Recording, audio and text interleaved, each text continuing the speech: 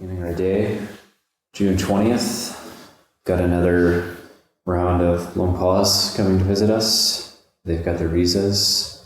So if all goes well, if all goes according to our hopes and wishes, then I'll receive them tomorrow.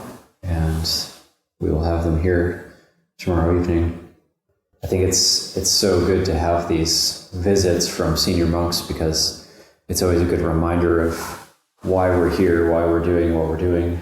Because for the Sangha, for the ordained Sangha, first and foremost, we're monks, and then everything else we do is just extra to that.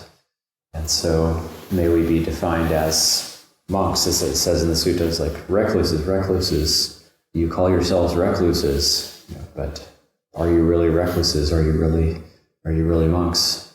That's good to have these very senior monks to come and remind us of that.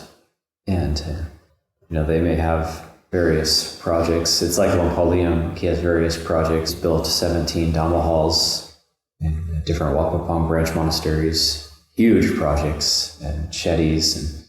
But first and foremost, he's a bhikkhu, and that's how I know him, as a great bhikkhu, not as a construction worker or anything else.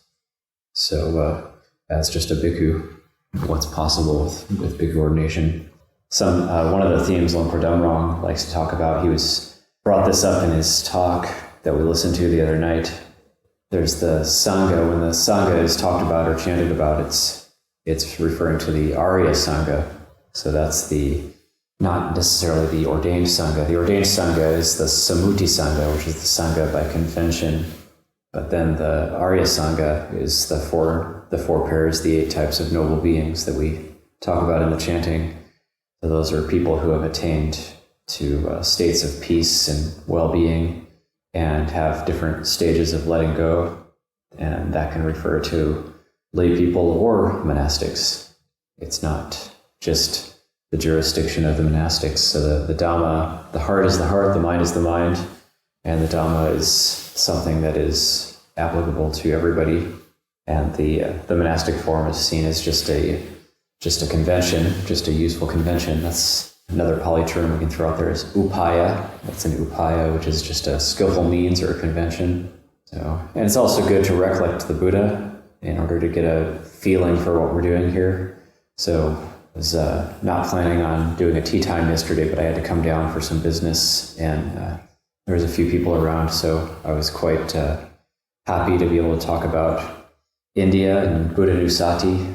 And I always enjoy talking about the Buddha's life and recollecting the Buddha's life and just the example of the Buddha and thinking about how the Buddha was able to conduct himself and the types of standards that he created for the Sangha and why he did the things he did, and the emphasis on mindfulness and also the emphasis on just being very practical and realistic. And it's just so... there's so many things about the Buddha which are inspiring and encouraging for us. And it's like the teaching that Buddha gave where if it was impossible, I wouldn't teach you how to do it. But because it's possible for everybody. That's why I teach. If it was too difficult for people, then I wouldn't teach about it. If it was something people couldn't do, I wouldn't teach about it, wouldn't waste my time teaching about it. But because it is possible, then happily putting the effort into teaching the Dhamma to people, and then people can benefit from it. So, it's important to recollect, I think, as we go about our day and doing our practical things, cooking and looking after the facilities and whatnot, and those are all great things. That's merit.